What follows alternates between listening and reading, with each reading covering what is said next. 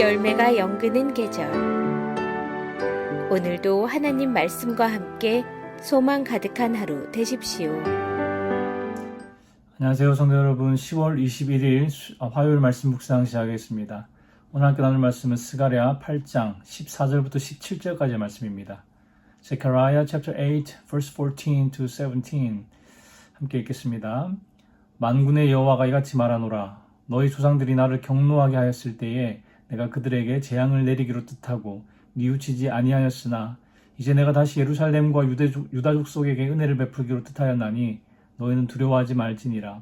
너희가 행할 일은 이러하니라. 너희는 이웃과 더불어 진리를 말하며 너희 성문에서 진실을 하고 화평한 재판을 베풀고 마음에 서로 해하기를 도모하지 말며 거짓 맹세를 좋아하지 말라. 이 모든 일은 내가 미워하는 것이니라. 여호와의 말이니라. 아멘.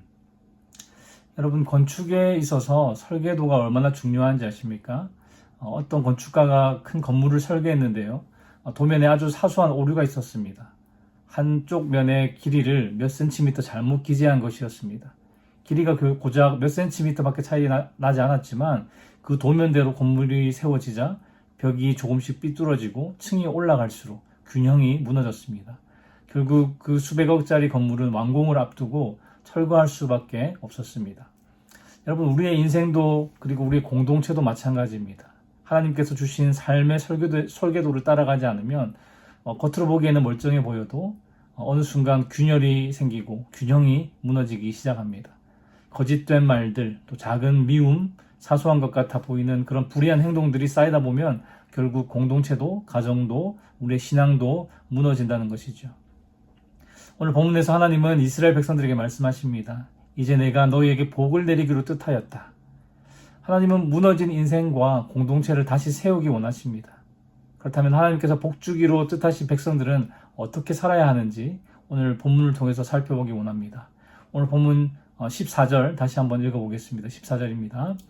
만군의 여호와가 이같이 말하노라. 너희 조상들이 나를 경노하게 하였을 때에 내가 그들에게 재앙을 내리기로 뜻하고 뉘우치지 아니하였으나.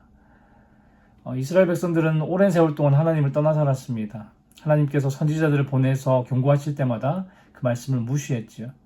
결국 하나님은 그들의 죄를 그냥 두지 않으시고 바벨론의 포로로 끌려가게 하시며 징계를 내리셨습니다. 14절 말씀에서 내가 그들에게 재앙을 내리기로 뜻하고 뉘우치지 아니하였으나 라는 말은 하나님께서 작정하신 대로 그들에게 재앙을 내리셨다는 것이죠. 하나님께서 뜻하시는 것은 반드시 성취하신다는 것을 보여줍니다.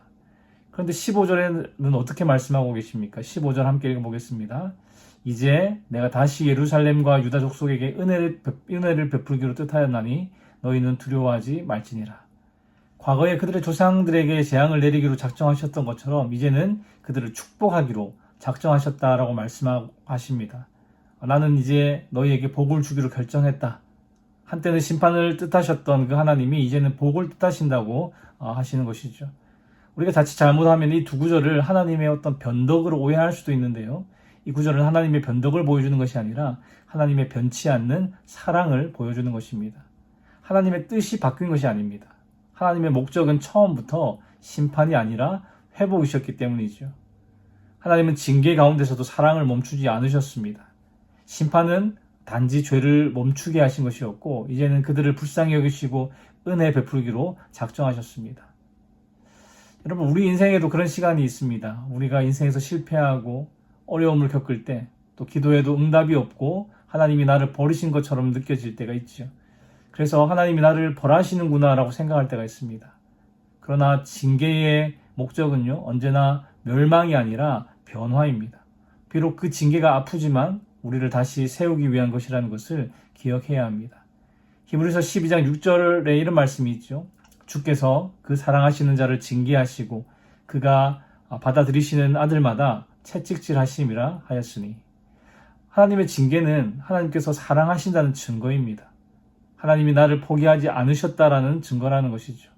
우리가 완전히 무너져 버리기 전에 멈추게 하시고 다시 시작할 수 있도록 돌이키게 하십니다. 그래서 하나님은 오늘도 말씀하십니다. 이제는 내가 복을 내리기로 뜻하였다. 이 말은 이제 내가 너희를 다시 세우겠다라는 약속입니다. 우리의 실패에도 우리의 연약함에도 불구하고 하나님은 여전히 우리 안에 회복을 계획하고 계신다는 것이죠. 하나님은 우리가 완벽할 때 복을 주시는 분이 아닙니다. 하나님은 우리가 돌아오기를 원하시기 때문에 복을 주십니다. 때로는 아픔을 통해서, 실패를 통해서, 그리고 침묵의 시간을 통해서 이제는 돌아오라, 내가 복을 주기로 뜻했다라고 말씀하십니다. 오늘 이 말씀 앞에서 하나님, 저를 징계하셨던 그 손길도 결국 저를 세우기 위함임을 믿습니다. 하나님께서 복을 뜻하신 백성답게 다시 일어서겠습니다라고 고백할 수 있는 저와 여러분 되시기를 주님의 이름으로 축원합니다.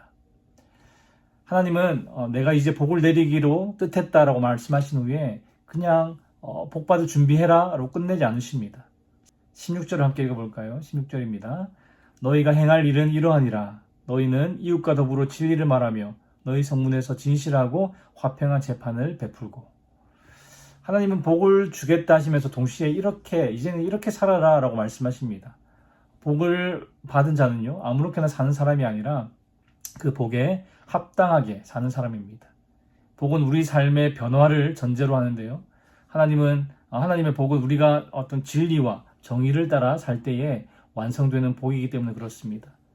그런데 앞으로 나올 하나님의 명령들은요, 그저 도덕적인 면을 말하려는 것이 아니라 하나님의 성품을 표현하는 것입니다. 그 성품을 그대로 그 백성의 삶에 표현하라는 것이죠. 우리가 하나님의 뜻대로 살 때 우리를 통해 하나님의 영광이 드러나기 때문입니다. 16절에 보니까 하나님께서 가장 먼저 말씀하신 것은 이웃과 더불어 진리를 말하라입니다. 진실함은 하나님의 성품 중에 특히나 강조되는 부분이죠. 하나님께서 진실하지 않으시다면 그분의 약속은 모두 헛되고 성경이나 그 안에 나오는 모든 언약은 모두 의미가 없어지게 됩니다. 그렇기 때문에 이 진실함은 하나님의 중요한 성품이죠. 그런데 내가 하나님의 자녀라고, 하나님의 백성이라고 하면서 진실하지 못하다면 그 속에 하나님이 계시지 않는 것입니다. 하나님의 백성이라고 기세 등등했던 그 이스라엘 공동체가 왜 무너졌습니까? 이웃과 더불어 진리를 말하지 않고 거짓을 말했기 때문입니다. 겉으로는 신앙적인 언어를 사용했지만 서로를 속이고 험담하고 겉과 속이 달랐습니다. 입으로는 샬롬을 외쳤지만 마음에는 시기와 미움이 가득했다는 것이죠. 하나님은 그런 공동체를 다시 세우시면서 가장 먼저 진리를 말하라 라고 명령하십니다. 여러분, 그 교회 공동체가 세워지는 첫 번째 토대도 진실함입니다. 사실 가정도 교회도 일터도 마찬가지죠. 거짓이 조금만 들어와도 관계의 신뢰가 무너집니다.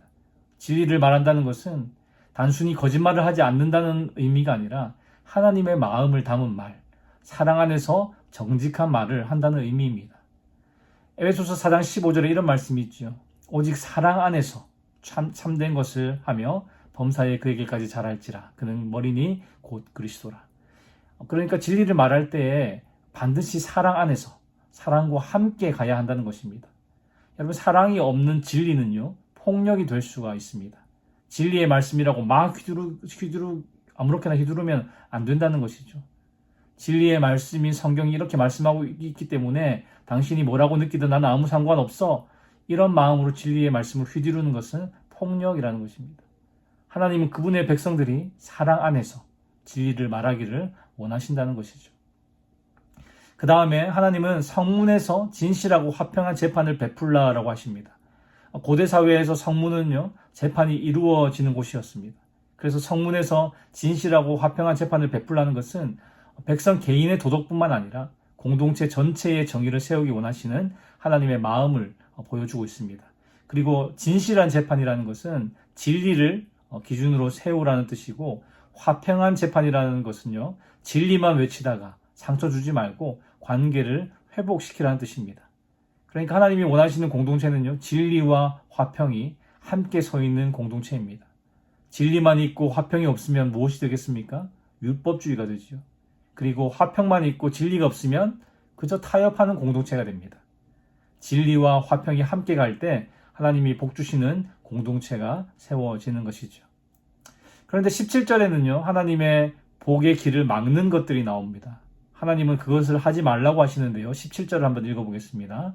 마음에 서로 해하기를 도모하지 말며 거짓 맹세를 좋아하지 말라. 이 모든 일은 내가 미워하는 것이니라. 여호와의 말이니라. 하나님이 미워하시는 것은 큰 죄만이 아닙니다. 서로 해하기를 도모하지 말라는 말은요, 단순히 서로 싸우지 말라는 뜻이 아닙니다. 여러분, 도모하다는 말은 계획하다, 마음속에 품다라는 뜻이죠. 그래서 행동으로 옮기지 않아도 누군가를 미워하거나 해치고 싶은 마음을 품는 것 자체가 하나님 앞에서 죄라는 것입니다. 예수님도 마태복음 5장에서 형제에게 노하는 자마다 심판을 받게 될 것이다 라고 말씀하셨지요. 하나님이 보시는 것은 행동 이전의 마음입니다. 내 마음속에 누군가를 향한 분노나 증오가 있다면 그건 이미 복의 흐름을 가로막고 있는 장애물이라는 것이죠. 어떤 목사님이 교회 장로님 한 분과 오랜 갈등이 있었다고 합니다. 교회 일로 의견이 맞지 않아서 오해가 깊어졌고 서로 말은 안 해도 마음속에는 늘 불편함이 있었습니다. 어느 날 그 목사님이 새벽 기도 중에 하나님께 기도했습니다. 하나님, 요즘 제 마음이 왜 이렇게 기쁨이 없습니까? 그때 하나님께서 마음속에 이렇게 말씀하셨다고 합니다. 네가 복을 막고 있다. 네 마음속에 미움이 복의 통로를 막고 있단다. 그날 새벽에 목사님은 눈물로 회개하고 그 장로님께 먼저 전화를 걸어서 화해를 했다고 합니다. 그리고 놀랍게도 그때부터 교회 안에 묘하게 막혀있던 문제들이 풀리기 시작했다고 합니다. 여러분, 하나님은 지금도 우리에게 복 주시기를 원하십니다. 그러나 우리 안에 미움이 그 복의 통로를 막고 있을 수 있는 것이죠. 그래서 하나님은 오늘 우리에게 마음의 해하기를 도모하지 말라라고 말씀하십니다. 다음으로 하나님은 거짓 맹세를 좋아하지 말라라고 하십니다. 거짓 맹세는 단순히 거짓말하는 것이 아니라 자신의 이익을 위해서 하나님의 이름까지 이용하는 것을 말합니다. 당시 유대 사회에서는 하나님의 이름으로 맹세하는 일이 아주 흔했습니다. 여호와께서 살아계심을 두고 맹세하노라, 이런 말을 많이 했다는 것이죠. 그런데 그 말이 진실이 아니라면 그건 하나님의 이름을 더럽히는 일이었습니다. 거짓은 단순히 말의 문제가 아니라 하나님의 성품을 부정하는 것입니다. 하나님은 진리이시기 때문이죠. 그래서 거짓은요, 하나님과 정반대되는 성품입니다.